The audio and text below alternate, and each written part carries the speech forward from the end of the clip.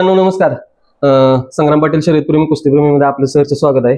आपल्या बरोबर आहे आज संपूर्ण महाराष्ट्राचे बैलगाडी क्षेत्रातले एक आराध्य दैवत म्हणून आपण थोडक्यात आबांच्याकडे बघतोय. आपण आपल्यासोबत आहेत नितीन आबा शावळे, जगदीश बापू आहेत आपल्या बरोबर, सोनाई गार्डन उद्योग समूहाचे मेन आपल्या बरोबर आहेत, नितीन भाऊ आहेत आपल्या बरोबर. तर आपण बघितलं की 1-2 दिवसापूर्वी मुलाखत झाली होती आबांची. त्या मुलाखतीत आबांनी सांगितलं की राजीनामा वगैरे मी देतोय, ह्याच्या संदर्भात आबांनी सांगितलं. तर आबा ह्या गोष्टी ज्या झाल्यात त्या म्हणजे एकदम दुर्दैवी म्हणते आपण, त्या पद्धतीच्या सगळ्या गोष्टी झाल्या. ते संपूर्ण महाराष्ट्र हळहळ व्यक्त करतोय. आज बैलगाडी क्षेत्रात समालोचकांनी पण कालच्या कातरखाटावच्या मैदानात सांगितलं की तुम्ही जे काय असेल, तुम्ही जर अध्यक्षपदाचा राजीनामा पाठिंबा नाही घेतला तर आम्ही पण त्याच्यात कोणत्याही प्रकारचं वक्तव्य करणार नाही. काल मुंबईमध्ये मिटिंग झाली, त्या मिटिंग मधल्या पण भरपूर लोकांनी सांगितलं की जे पण ड्रायव्हर असतील ते ड्रायव्हर पण पाळणार नाहीत. तर एक महाराष्ट्राच्या वतीनं असेल, माझ्या चॅनलच्या वतीनं असेल किंवा बैलगाडी शर्यतीच्या वतीनं असेल की तुम्ही राजीनामा पाठिंबा घ्यावा, ह्याच्याबद्दल सगळ्यांचे खळबळ व्यक्त आहे. म्हणजे कशाबद्दल या सगळ्या गोष्टी झाल्यात एकदा सगळ्यांना सांगावं. मित्रांनो, या व्हिडिओला लाईक करा व संग्राम पाटील शर्यतप्रेमी या चॅनलला सबस्क्राईब करा आणि ऑल या बटनावरती क्लिक करून सर्वात पहिल्यांदा व्हिडिओ तुम्ही पहा आणि जास्तीत जास्त तुमच्या मित्रांनाही पाठवा. आता तुमच्यासारखेच मला सर्वसाधारण बैलगाडी मालकांचे भरपूर विनंतीपूर्वक फोन आले. सगळ्यांचं बोलून मी समाधान केलं. परंतु मी प्रथम हे सांगू इच्छितो की मी ऑलरेडी राजीनामा दिलेला आहे. म्हणजे मी तसा धर्मदाय आयुक्त जे आहेत आपले, त्यांच्याकडे जी आपली संस्था रजिस्टर आहे त्यांच्याकडे राजीनामा पाठवून दिलेला आहे. तर राजीनामा देत असताना मी माझं कार्यकारी सदस्यपद अजून कायमच आहे. मी संघटनेसोबत आहे.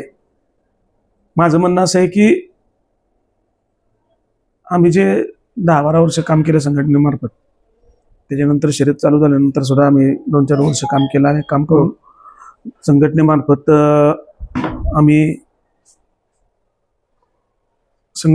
आम्ही ह्या खेळाला एक नवीन दिशा आणि नवीन उंचीवरती नेण्याचा प्रयत्न केलेला आहे. त्या पद्धतीने खेळ मोठा पण झाला आणि त्याला शिस्तही लागली. त्याचा अनुभव सर्वसाधारण बैलगाडी मालकाला आलेला आहे की संघटनेने जे काही काम केलं असेल ते सर्वसाधारण बैलगाडी मालकाला डोळ्यासमोर ठेवून प्रत्येक गोष्टीच्या नियमावली असेल किंवा अनेक काही गोष्टी असतील, यामध्ये संघटनेचे वरिष्ठ पदाधिकारी किंवा इतर पदाधिकारी असतील, आम्ही सर्वांदरम्यान चर्चा करून प्रत्येक घटकाशी बरोबर चर्चा करून हे निर्णय घेत आलेला आहे. आणि यामध्ये मी असेल, पहिलवान विलास देशमुख असतील आमचे सचिव, आनंदाप्पा असतील, दत्ता पैलवान असतील, बोदगे साहेब असतील, रामभाऊ असतील, आमचं या विषयामध्ये कायम एकामेरीबरोबर मतं सगळ्यांची जाणून घेऊन कुठल्या निर्णयावरती याच्या अगोदर आम्ही प्रत्येक गोष्टी निर्णयावरती येत होतो. परंतु काय झालं की थोडंसं एक वर्ग असतो की त्याला या गोष्टी सगळ्या सर्वसामान्य बैलगाडी मालक आहे, तर त्याला या नियमावलीचा आणि ह्याच्या शिस्तीचा आहे याचा चांगला परिणाम झालेला जाणवला. त्या लोकांना बी संघटनेच्या नियमावलीच्या जीवावरती, संघटनेच्या पदाधिकाऱ्यांच्या कामाच्या जीवावरती आमच्या तालुका कमिट्या एकदम सक्षमपणे काम करत होत्या. जागच्या जागेवरती तिथं निर्णय क्षमता होती, त्यांच्यामध्ये सर्व व्यवस्थित चालत होतं. परंतु काही ठिकाणी असं व्हायचं की जी वरिष्ठ मंडळ आहे, मी असन, विलास देशमुख असतील, आमच्यावरती कायम एक दबाव राहायचा. तालुका कमिटीला काही वेळेस बैलगाडा मालक असो, आयोजक असो, हे दाद देत नसायचे. याच्यातनं थोडंसं आम्हाला दरडून बोलावं लागायचं किंवा काही गोष्टी बोलावं लागायच्या. हे सर्व करत असताना काही लोकांना हे जी शिस्त लावणं किंवा दरडून बोलणं असेल किंवा काय असेल, याच्याबद्दल त्यांना असं वाटायला लागलं की बाबा हे संघटना आपल्यावरती काही गोष्टी लादत आहेत, म्हणजे लादायला लागलेले आहेत. आणि काही लोकांना त्याच्यातनं थोडंसं गुदमरल्यासारखं व्हायला लागलं की संघटनेच्या नियमावलीमध्ये आपलं एखाद्या गावचं जर स्थानिक यात्रा असेल, स्थानिक बैलगाडी मालक असेल, तर त्याला असं वाटायचं की मी माझ्या गावच्या मैदानामध्ये माझं थोडंसं ऐकलं गेलं पाहिजे. या लोकांना पण यात्रा कुठेही असो, सर्वसाधारण बैलगाडी मालकाला जो न्याय मिळाला पाहिजे तो मिळालाच पाहिजे, या दृष्टिकोनातून संघटनेने काम करत राहिलं. ह्याच्यातनं थोडासा असंतोष असलेली लोक परत तयार झाली. असंतोषातून थोडासा वादिवाद व्हायला लागला. वादिवाद झाल्यानंतर थोडंसं गटबाजी झाली. गटबाजी झाल्यानंतर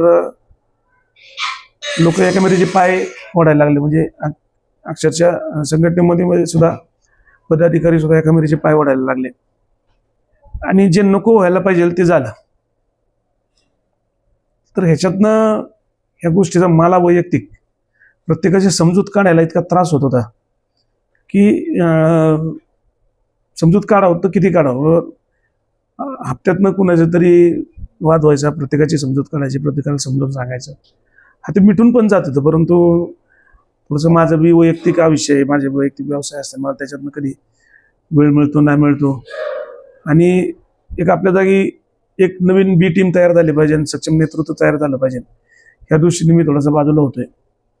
आणि आपल्या संघटनेतील ऑलरेडी आता जे काम करतात लोक, त्याच लोकांपैकी काही लोकांना वरती महाराष्ट्राच्या बळीवरती घ्यायचं, तसं आमचं ठरलेलं बी चर्चा होऊन संघटनेचा विस्तार करायचा सर्व ठरलेलं आहे. परंतु याच्यामध्ये तरुण पिढी आणि ज्येष्ठ पिढी याच्यामध्ये थोडीशी एक दरी तयार झालेली आहे. तरुण पिढीला या पहिल्या पिढीचा संघर्ष माहिती नसल्यामुळे त्याला त्या ज्येष्ठ लोकांनी सांगितलेल्या काही गोष्टी त्यांच्या मनाला पटत नाही. परंतु ह्या खेळामध्ये शिस्त लागावी, वादिवाद कमीत कमी व्हावा, आपला खेळ मोठा व्हावा, हा एक दृष्टिकोन डोक्यात ठेवून संघटनेने आतापर्यंत काम केलेलं आहे आणि तेच पुढं चालत राहावं.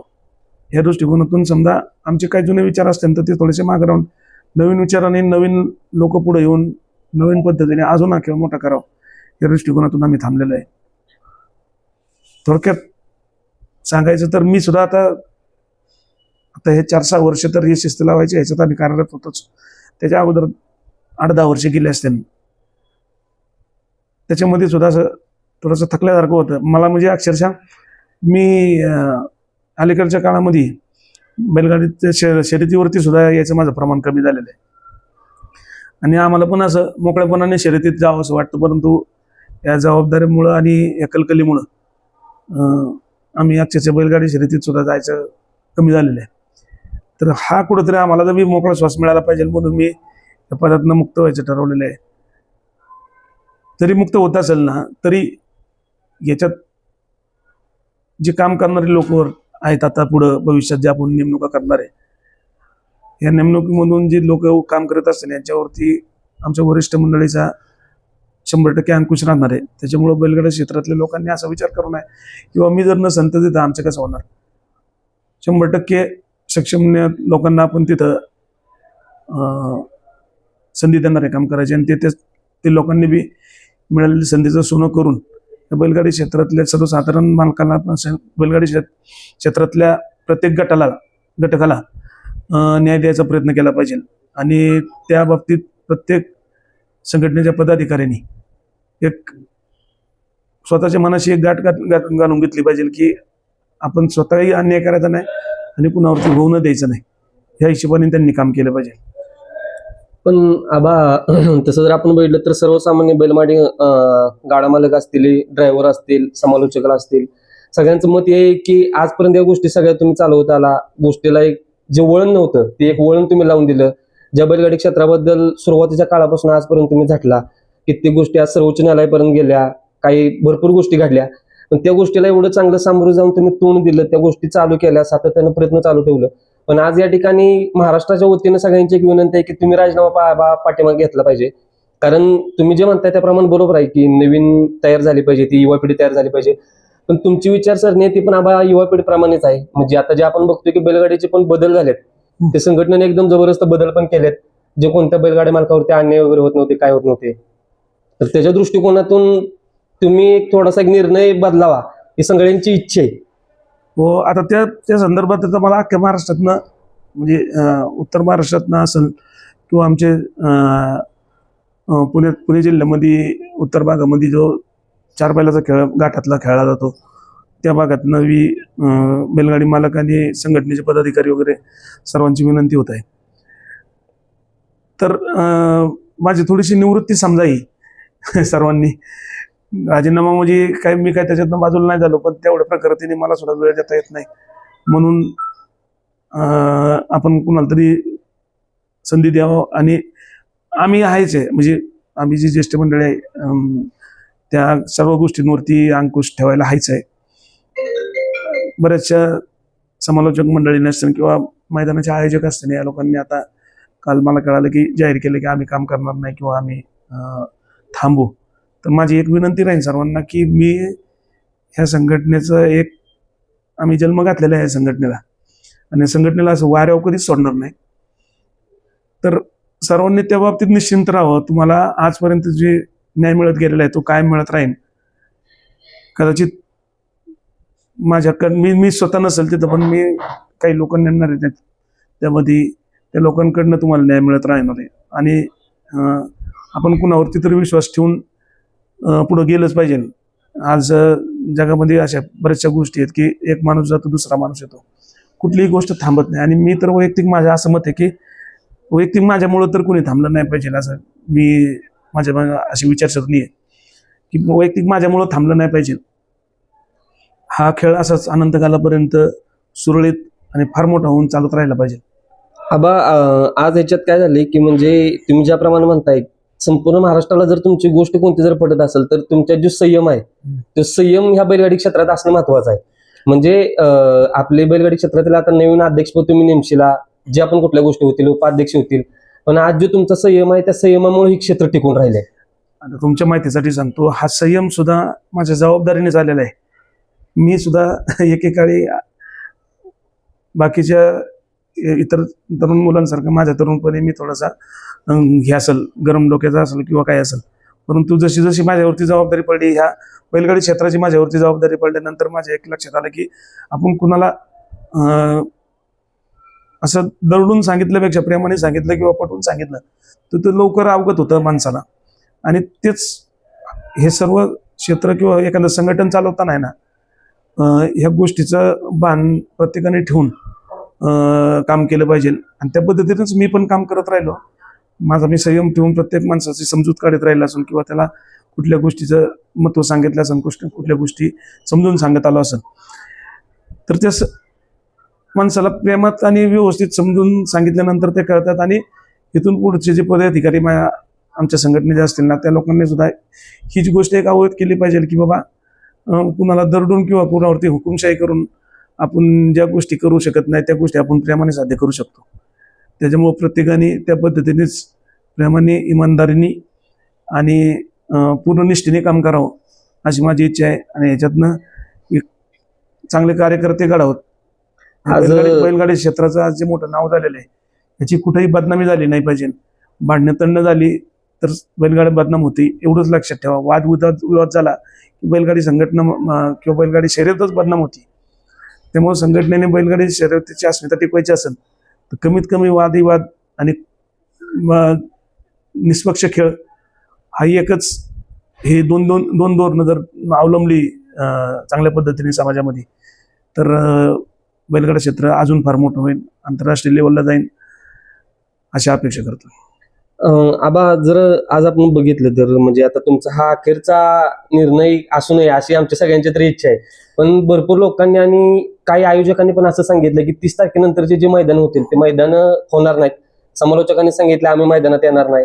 बैलगाडी मालकांनी पण भरपूर सांगितलंय. आता सातारा जिल्हा असेल किंवा कराड तालुका असेल, बाकी सांगली जिल्हा असेल, आटपाडी तालुका असेल, बाकीचे जे पण तालुके असतील तिथून भरपूर लोकांनी सांगितलं की जोपर्यंत आबा मैदानात येणार नाहीत, राजीनामा पाठीमागे होणार नाही, तोपर्यंत 30 तारखेपर्यंत आम्ही कोणत्याही प्रकारचं मैदान पण भरवणार नाही 30 तारखेच्या नंतर, आणि बाकीच्या पण कोणत्या गोष्टी होणार नाही. तर ह्याच्याबद्दल काय सांगशील? मी आता तुम्हाला तेच सांगितलं की हे कुणी कुणासाठी म्हणजे संघटना किंवा एखादं हे थांबले नाही पाहिजे कुठलं कुणासाठी. आपण त्याच्यातनं मी तुम्हाला एवढंच सांगेन की मी जरी राजीनामा दिला असला तर पुढं एवढ्या जवळच्या काळामध्ये आम्ही वरच्या सगळे बसून या गोष्टीचं सगळं मार्गी लावायचा प्रयत्न करणार आहे. आम्ही 100% संघटनेसोबत अजून काम करत राहील. थोडीशी प्रकारता कमी होईल, वेळ कमी होईल थोडंसं, परंतु ज्या वेळेस आम्हाला कधी पण चुकीच्या गोष्टी संघटनेच्या कार्यकर्त्यांकडनं किंवा संघटनेच्या पदाधिकाऱ्यांकडनं चूक झालेली दिसन त्यावेळेस संघटना 100% संघटनेचे वरिष्ठ म्हणून आम्ही हस्तक्षेप करणार आणि त्या गोष्टी थांबवणार. त्याच्यामुळं तुम्ही माझ्या राजीनाम्यासाठी न थांबलेलं चांगलं, थांबलं नाही पाहिजे. उलट तुम्ही नव्या दमाने आणि चांगल्या पद्धतीने काम करून ही संघटना चालवली पाहिजे. आणि त्याच्यामध्ये माझ्यासारख्या इतके दिवस काम केलेल्या माणसाला एक समाधान वाटत की आपल्या हातून एक चांगली गोष्ट आणि चांगले कार्यक्षम पदाधिकारी घडलेत.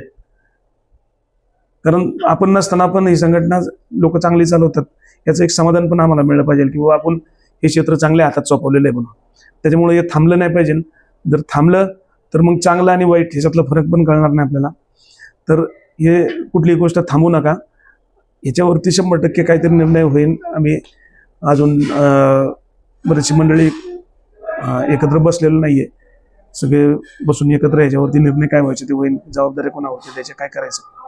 आज आपण आबा सकाळी बघितलं की संदीपभाई सकड मुंबईचे ठाणे जिल्ह्याचे अध्यक्ष आज तुम्हाला भेटायला आले होते. त्यांनी पण आज विनंतीच्या माध्यमातून तुम्हाला सांगितलं की आबा तुम्ही थांबणे क्षेत्रासाठी योग्य नाही. त्यांच्याबद्दल काय सांगशील? हा, ते आता मुंबईचे जे गाडा मालक आहेत ते कायमच पहिल्यापासून त्यांची नाळ पश्चिम महाराष्ट्रातल्या ह्या 3 फेऱ्याच्या खेळाबरोबर जोडली गेलेली. त्या लोकांचे संबंध पहिल्यापासून गौरवाचे आहेत आणि ते पश्चिम महाराष्ट्राच्या प्रत्येक निर्णयाला तर त्यांनी पश्चिम महाराष्ट्रातल्या बैलगाडी मालकांचा निर्णय असो किंवा जो काही निर्णय असेल तो कायम उचलून धरलेला आहे. आणि त्यांचं बी तशीच इच्छा होती की मी माझा राजीनामा देऊ नये, मी कार्यरत राहिलं पाहिजे. त्यांना सुद्धा मी हेच सांगितलं, मी जे तुम्हाला आता तुमच्या बाईटमध्ये हे बोललोय. आणि काही विषय होते बैल खरेदीच्या बाबतीतचे, त्याच्याबद्दल सुद्धा खुलासा केलेला आहे मी त्यांच्याबरोबर. तर ह्या तुमच्या युट्यूबच्या चॅनलच्या माध्यमातून मी परत एकदा सांगू इच्छितो की ज्या लोकांनी बैल खरेदी केलेले आहेत त्यांची बैल पश्चिम महाराष्ट्रात पळवून दिली पाहिजे. मुंबईचे बैल काही लोकांनी अगोदर खरेदी केली होती, परंतु आपला जो विभाग वाईज खेळायचा निर्णय झाला होता पश्चिम महाराष्ट्र विभाग आणि उत्तर महाराष्ट्र विभाग, तोपर्यंत त्या लोकांनी त्यांची खरेदी केलेली बैल बांधून ठेवली. म्हणजे आपल्या निर्णयाला त्यांनी 100% साथ दिलेली आहे. परंतु आपण आज सर्व प्रकारची जी बंधनं होती एका मेरीला पळायची इकडं आणि पश्चिम महाराष्ट्रातला बैल इकडं पळवणे किंवा पश्चिम महाराष्ट्रातला बैल उत्तर महाराष्ट्रात आणि उत्तर महाराष्ट्रातला बैल पश्चिम महाराष्ट्रात पळवणे ह्याच्यासाठी पूर्ण मुभा दिलेली आहे. विषय राहिला आयोजकांचा, तर आयोजकांना त्यांचं स्वातंत्र्य राहील की कुणाची गाडी पळवायची, कुणाची नोंद करायची, कुणाची नाही करायची. तर ह्या पद्धतीने हा निर्णय झालेला असताना जे खरेदी झालेले आहेत त्यांना कुणी अटकाव करू नये असे माझा तो निर्णय होता आणि तो सर्वांनी उचलून धरावा अशी माझी प्रामाणिक इच्छा आहे. आज संघटनेच्या माध्यमातून आबा जर तुमचा हा निर्णय झाला असेल तर एक दुसऱ्या प्रश्नाकडे मी येतो की नवीन जरी आपले काही संघटना असेल किंवा जे कार्याध्यक्ष असतील, जे नवीन कोणी येतील, त्यांच्याबद्दल कधी सुरू संघटना आपली चालू होईल किंवा त्या गोष्टी कधी होतील चालू? काय लवकरच या पुढच्या हप्त्यामध्ये आम्ही एक बैठक घेऊन येणार, त्या जबाबदाऱ्या देऊन टाकणार आहेत लोकांकडे आणि 100% लोक प्रकल्पने काम करतील. जे निष्क्रिय लोक आहेत त्यांना थांबवू आपण, त्यांच्या जागी नवीन जे उत्करू वेळ देणारे लोक जे असतील संघटनेवर काम करणारे. आणि ह्या संघटनेचे एक विशेष आहे की यामध्ये काम करणारा प्रत्येक जो पदाधिकारी असेल किंवा घटक असेल हा कुठलाही त्याला मानधन नाही आहे, विना मानधनात काम करणारे सगळे लोक आहेत. आणि ह्या संघटनेसाठी वेळ देण्याची तयारी असणारी लोक आपण त्याच्यामध्ये सहभागी करून घेतोय. कारण माझं म्हणणं असं आहे की जिथं व्यवहार आला तिथं वाद आला. त्याच्यामुळं जे काही संघटनेचे लोक काम करतात आणि तालुका संघटना सक्षम काम करत असल्यामुळं त्यांना बी ते कामाचं लिमिटेशन राहतं की बाबा आपल्या तालुक्यामध्ये वर्षातून एक 10 ते 20 मैदान होते, तेवढ्यापुरतं त्यांचं काम लिमिटेड राहतं. त्यांचा बी वेळ जास्त व्हायला जात नाही किंवा जिल्ह्यावरती काम करणारे आणि मग प्रत्येक गोष्ट वरिष्ठ कमिटी करू शकत नाही. त्याच्यामुळं बैलगाडी मालकांना माझं एकच म्हणणं आहे की यात्रा कमिटी आणि जिल्हा पदाधिकारी जे लोक आपलं तालुका पदाधिकारी जे काम करतात खाली त्यांचे निर्णय मान्य करायचे का पंच असतात, ते पंचाचा निर्णय मान्य केला पाहिजे. आणि तो निर्णय त्याच्यावरती आज सोशल मीडियावरती उलटसुलट चर्चा करणं बंद केलं पाहिजे, बदनामी नाही केली पाहिजे. काय होतं की एखाद्या माणसानं न्याय देत असताना दुसरा माणूस दुखावला जात असतो आणि तो दुखावलेला माणूस काय करतो, आज एक सोपं साधन झालेलं आहे सोशल मीडिया, त्याच्यावरती चुकीच्या पद्धतीने कमेंट करणं, चुकीच्या पद्धतीने बदनामी करणं. म्हणजे आज विलास पैलवानचं एवढं प्रखर काम असताना, सर्व असताना त्या माणसाला परत शिवीगाळी देण्यापर्यंत काही लोकांची मजल केली. ह्याचं फार वाईट वाटतं की तो माणूस निस्वार्थीपणे इतके दिवस काम केलेलं आहे, त्या माणसाने एवढा वेळ दिलेला आहे. आम्ही जरी बंदी उठवायचं काम केलं असेल तर पण ऍक्च्युअल जी पुढं 2021 नंतर जी शिस्त लावायचं काम झालं आणि हा खेळ मोठा काम केला, मोठा होण्यासाठी जे काम केलं त्या माणसाने काम केलेलं आहे. त्या माणसावरती सुद्धा तुम्ही जर बदनामीकारक किंवा फार शिव्यागाळीपर्यंत लोक गेले त्यावेळेस फार वाईट वाटलं, म्हणजे व्यथित झालं मन. आणि कधी कधी माझ्या पण विचार मनात यायचा की याला विलास पहिलवानला जर असं प्रकार बोलत असतील लोक तर पाठीमागं मला सुद्धा काही लोक वाईट बोलत असतील.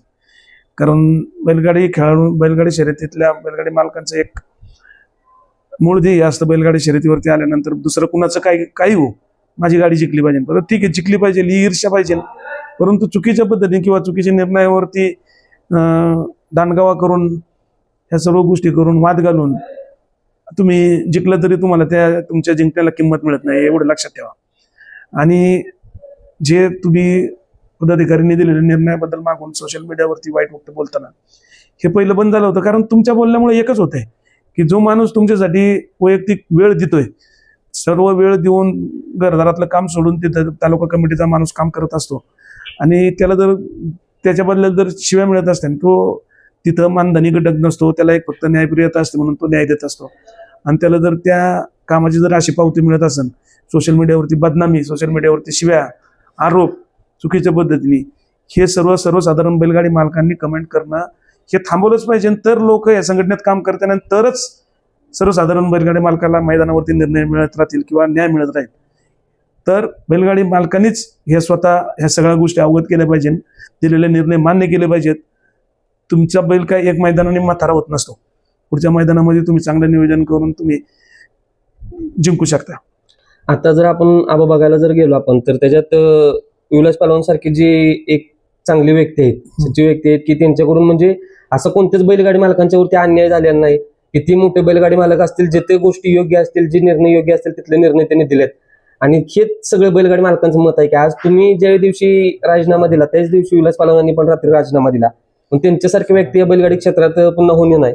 आणि जरी दुसरे व्यक्ती झाले तर कालांतराने परत असं होईल की तोंड बघून कुठले निर्णय दिले जातील किंवा राजकारणी लोक असतील त्यांच्या दबावाखाली कुठले निर्णय दिले जातील. इतक्या दिवस विलास पहलवानांनी काम केलं असेल किंवा मी काम केलं असेल, दत्ता पहलवान असतील, आनंदराव असतील, आम्ही सर्व वरिष्ठांनी सर्वांचा एकच विचार होता की आपण सर्वांनी स्वतःचं जे काही तो म्हणजे स्वतःचा स्वार्थ बाजूला ठेवून हे काम करायचे, हे ध्येयाने आम्ही सर्व काम करत राहिलेलो आहे. आणि त्याला जोड मिळाली आम्हाला विलास पहलवानांची. त्या माणसाने सुद्धा मला एकच बोलून दाखवायचे ते की मी तुमच्या विचारसरणीचं आहे, कदाचित माझी काम करण्याची पद्धत जरा प्रकार असेल, परंतु विचारसरणी ही सर्वसाधारण माणसाला न्याय मिळाला पाहिजे, ही जी माझी विचारसरणी आहे, मी तुमच्यापासून बोध घेतलेला आहे आणि त्याच्यामध्ये मी कधी फरक करणार नाही. आणि ते मला काय म्हणायचे की तुम्ही काम करत असाल तर मी काम करेन, नाही तर मी हे काम थांबवेन. त्याच्यामुळे मी त्या दिवशी राजीनामा दिल्यानंतर त्यांनी कारण मग मी त्यांना विचारलं नाही, त्याचं कारण एक होतं की कारण ते म्हणले असे की तुम्ही राजीनामा देऊ नका, कारण मी माझ्या वैयक्तिक व्यापामध्ये आणि हे सर्व संघटनेच्या व्यापामध्ये वेळ देऊ शकत नाही आज. आणि मला बी थोडंसं खुला श्वास घेऊन मला म्हणजे बैलगाड्या शर्यतीत येऊ असं वाटतं, परंतु तो मला कधी मोकळीक मिळत नाही आहे पदस्थ असल्यामुळं. तर थोडंसं सर्वांनी मला समजून घ्यावं आणि मी काही निवृत्ती घेतलेली नाही, तर माझ्या पदाचा राजीनामा दिलेला आहे आणि संघटनेचं काम करत राहणार, संघटना मोठी करत राहणार. कदाचित थोडासा वेळ कमी दिला जाईल किंवा माझं सहभाग कमी राहील, परंतु याच्यात मी बाजूला कधीच पडणार नाही जोपर्यंत संघटना आहे तोपर्यंत. आता बैलगाडी मालकांचं आबा याच्या दृष्टिकोनातून मत असे येते की ज्या बैलगाडी मालकांच्या वरती कधी मैदानात असतील तिथं अन्याय झाले, खरेदी विक्रीच्या संदर्भात काय अन्याय झाले, आयोजक कमिटी करून कोणते अन्याय झाले, तर त्यावेळी आबा भक्कमपणे तुम्ही उभा राहत होता. आता जी नवीन संघटना जी तुमची कोण तयार होईल ती संघटना पण तशी यावी अशी तर सर्वांची 100% त्या लोकांना त्यांची नेमणूक करताना त्यांना ते सांगितलंच जाणार आहे की तुम्हाला वाईटपणा घ्यायला लागणार आहे. 2 माणसं असतात समोर, एकाचं बाजूने ज्यावेळेस कुठला निर्णय होईल तो माणूस खुश होतो आणि एक माणूस नाराज होतो. तर तो जवळचा असो लांबचा असो याचा विचार न करता तुम्हाला एक बाजूचा रोष हा घ्यावा लागणार आहे. तो रोज जर तुम्हाला घेता येत असेल तर तुम्ही काम करा, अन्यथा काम करू नका. इथं दांडकावा चालत नाही, न्यायप्रियता पाहिजे. आपण न्याय दिल्यानंतर त्याच्यावरती कोणीही बोट नाही उचललं पाहिजे. या पद्धतीत आजपर्यंत संघटनेचं काम झालेलं आहे. त्या पद्धतीतच नवीन जे काही पदाधिकारी नेमले जाणार आहेत त्यांना आम्ही सांगणार, तर आणि तरच त्यांनी तिथं संघटनेत सहभागी होऊन काम करावं. दुसरीकडं आपण जर बघायला गेलं तर एक थोडासा वेगळ्या प्रश्नावरती येतो मी. साधारण आपली कोरेगावला एक मिटिंग झाली होती आता मध्यंतरी 20 तारखे दरम्यान. त्या मिटिंगच्या दरम्यान बैलगाडी मालकांच्या वरती अन्याय होऊ नये म्हणून त्यांनी किंवा अन्यायाच्या विरोधात एक लढा म्हणून त्यांनी मिटिंग ठेवली होती. तर त्या मिटिंगच्या संदर्भात तुम्ही आबा त्या ठिकाणी हजेरी लावली नव्हती तुम्ही, म्हणजे कशाबद्दल काय, म्हणजे ही गोष्ट चांगल्याबद्दलच होती, चांगल्या गोष्टीसाठीच होती. नाही, पण त्या तुम्ही त्या meetingचे ठिकाणी नव्हता काय? आयोजक जे होते त्या आयोजकांशी माझं बोलणं झालं होतं. त्याच्या अगोदरच 2 दिवस अगोदर तर इकडं महाशिरसच्या मैदानावरती जे प्रकरण झालं त्याच्यातनं थोडा मोठा वाद झाला. त्या वादावरती आपले अखिल भारतीय बैलगाडा संघटनेचे संस्थापक सदस्य आणि आम्ही जरी ते आमदार असले महेशदादा नांडगे आणि आम्ही या बैलगाडी मालकांच्या जो वाद झाला होता तो मिटवण्यासाठी आम्ही थांबलेलो होतो. दत्ता पैलवान असतील, मी असेल, आम्हाला दोघांना तिकडे यायला वेळ मिळाला नाही आणि त्याच्यामुळे काही लोकांचा गैरसमज झाला असेल की मी आलो नाही म्हणजे मी असं काय त्याच्यात नाराजीतनं वगैरे आलो नाही का काय. परंतु इथं थोडंसं महत्त्वाचं काम होतं त्या दिवशी. तो वाद संपुष्टात आणायचा होता थोडासा आणि तो आम्हाला त्याच्यामध्ये बऱ्याचशा प्रमाणामध्ये यश पण मिळालं आणि थोड्या दिवसातच त्याच्यावरती काहीतरी निर्णय होऊन तो विषय पण संपून जाईल. आज त्या ठिकाणी आपण जर बघितलं तर काही गोष्टी मालक असतील त्यांच्या अन्यायाविरुद्ध घडल्या, भरपूर गोष्टी चांगल्या पण झाल्या की ज्याच्यावरती बंदी उठवण्याबद्दल त्यांनी बोलले किंवा युवा संघटनेबद्दल त्यांनी गोष्टी सांगितल्या असतील. तर त्यांच्या मताशी वगैरे सहमत आहे असं तुम्हाला वाटतंय का, म्हणजे काही चांगल्या गोष्टी झाल्यात असं वाटतंय का तुम्हाला? नाही, त्या दिवशी समजा 19 तारखेची मीटिंग होती तर मी बी कदाचित मला इकडे काम लागल्यामुळं नाही तर मी कदाचित आलो असतो, पण त्याच्यामध्ये वेगळं असं काहीच नाही. ठीक आहे, मी तुम्हाला मगाशी सांगितल्याप्रमाणे हे सर्व काम करत असताना 2 पार्टी असतात. एक पार्टी खुश होती आणि एक पार्टी नाराज होती. काही लोकांना वाटलं की आमच्यावरती अन्याय झाला, त्याच्यात जी नाराज झालेली पार्टी असते तिला वाटतं माझ्यावरती अन्याय झाला आणि ठीक आहे, त्यांना बी मन मोकळं करायला एक व्यासपीठ मिळालं. आयोजन करणारे आपल्या बैलगाडा संघटनेचे सर्व हितचिंतकच होते आणि पदाधिकारी पण होते त्याच्यात. तर ठीक आहे, एक बाजू त्यांनी ऐकून घेतली, त्याच्यावरती पुढं संघटना चालू असताना त्या पद्धतीने काय असतील तर बदल केले जातील की काही समजा असं असू शकतं की बाबा आपण पण आपली काही चूक झाली असेल तर त्याच्यामध्ये आपण दुरुस्त करू शकतो. तर तक्रार करायचा अधिकार प्रत्येकाला आहे, केली पाहिजे, परंतु मैदानावरती वाद न घालता त्याच्यानंतर तुम्ही वरिष्ठांकडे तक्रार करणं हे स्वाभाविक आहे आणि ती केलीच पाहिजे. कुणी अन्याय सहन करू नये, अन्याय करणाराने करू नये आणि सहन करणाराने तू करू नये. परंतु हे सर्व होत असताना भांडण तंटा व्हावं नाही. वाद जो काय असेल तो तात्विक असावा ह्या बैलगाडी शर्यतीमध्ये, तरच अंतर बैलगाडा शर्यत ठिकाण नाही तर. आता जोपर्यंत नवीन बैलगाडी संघटना आपली येत नाही किंवा जे अधिकारी वगैरे येत नाहीत, अध्यक्ष असतील, उपाध्यक्ष असतील, कार्याध्यक्ष असतील, तोपर्यंत आता जे पण बैलगाडी मालक मैदान वगैरे आयोजन करतील त्यांच्यासाठी तुम्ही काय सांगशील, म्हणजे निर्णय वगैरे कोण गेला आता इथून पुढे? मी आता सांगितलं ना तुम्हाला, तालुका कमिटी सक्षमपणे आज बी काम करतायत आणि तेच तालुका कमिटी काम करत राहतील.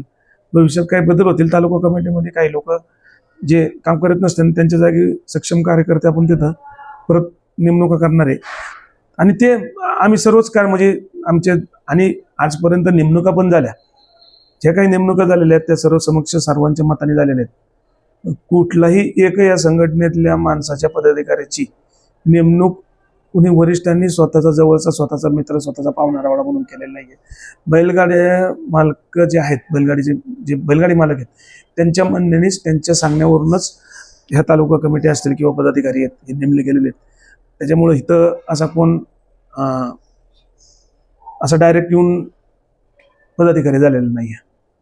बरं, म्हणजे आपण थोडंसं वाईट वाटतंय की म्हणजे अखेर तुमचा निर्णय हा ठरलेलाच आहे की या निर्णयावरती तुम्ही ठाम आहात? हो, ठरलेलं आहे.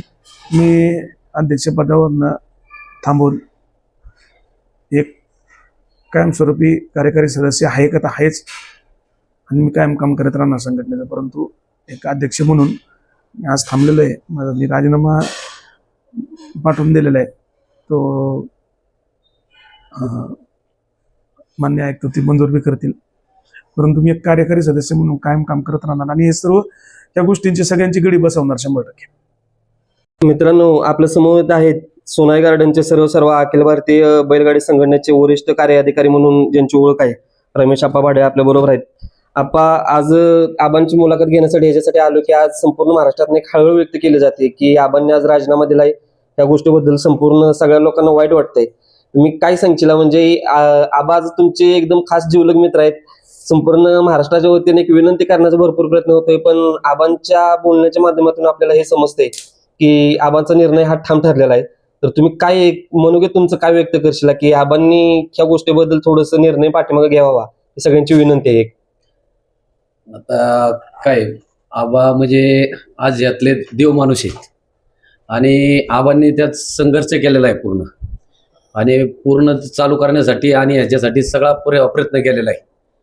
पण आबांना काय झालं की ह्या 1.5 महिन्यात एवढा त्रास झाला की ते मी डोळ्याने बघितलेला आहे काय. पण आबांनी त्यातून विचार करून सगळ्या बैलगाडीवाल्यांचा पार म्हणजे हळहळ झालेली आहे. त्यातून आता काय आता त्यांचा काय विचार आहे त्याच्यावर ते करू शकतात काय.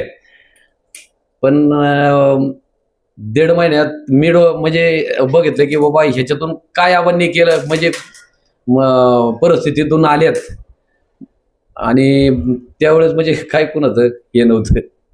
नाही पण म्हणजे काय आहे की जे निर्णय असतील, एक संयमी व्यक्ती असेल, बाकीच्या सगळ्या गोष्टी असतील, त्या गोष्टी कुठे तर थांबल्या जातील असं सगळ्यांना वाटतंय. त्याच्याबद्दल तुम्ही काय सांगशील?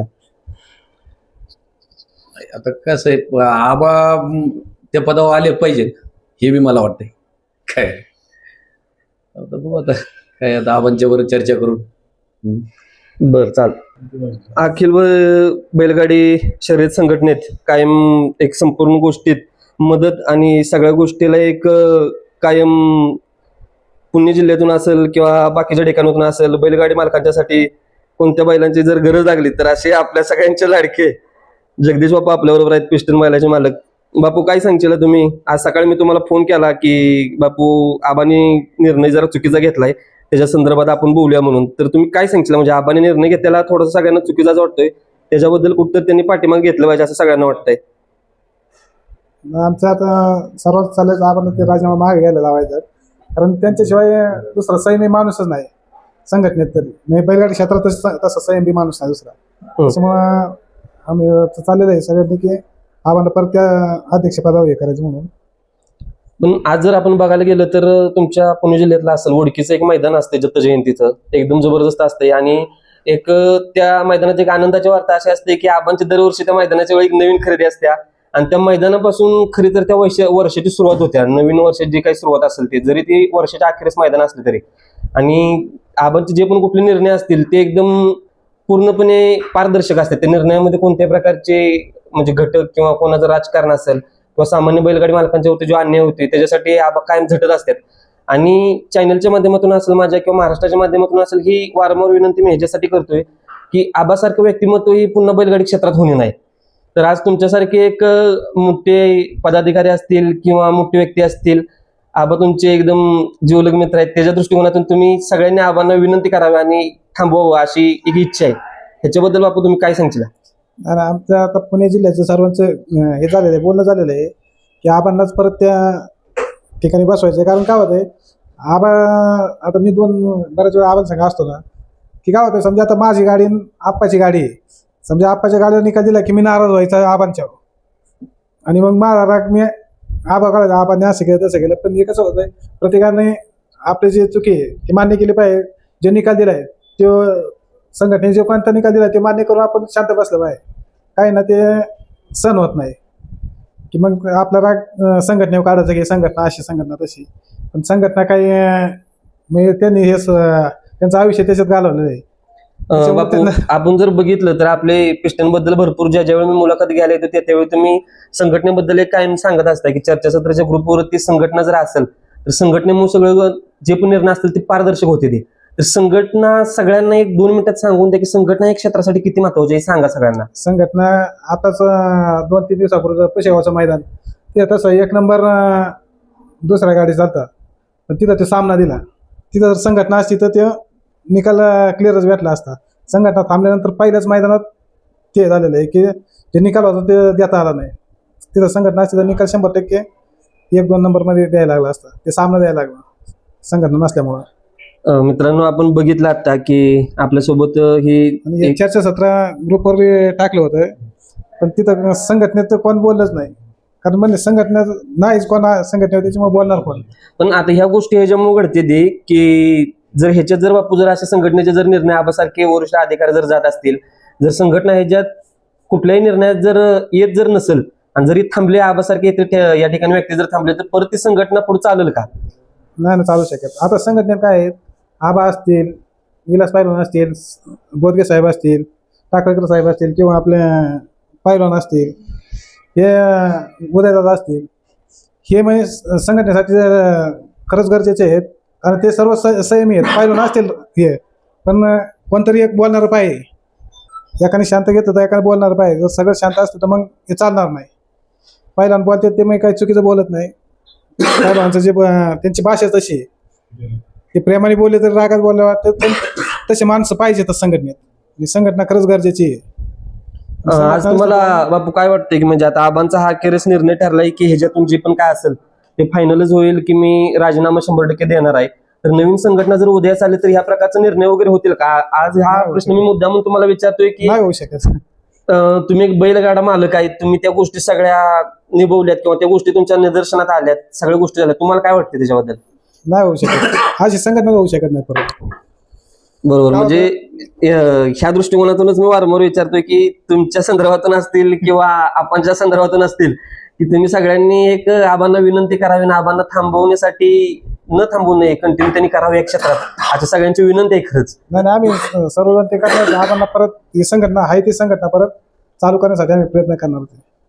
बरं मित्रांनो, आपण बघितलं की या ठिकाणी आता हे संपूर्ण मान्यवर होते, त्यांच्या माध्यमातून आपण बघितलं की बाईटच्या दृष्टिकोनातून की हा जो निर्णय झालेला आहे तो निर्णय अखेरीस म्हणजे फायनल झालेला असं थोडक्यात आपल्याला म्हणायला हरकत नाही की आबांनी हा शेवटी निर्णय फिक्सच केलेला आहे की मी ह्या संदर्भातून एक निवृत्ती घेणार आहे.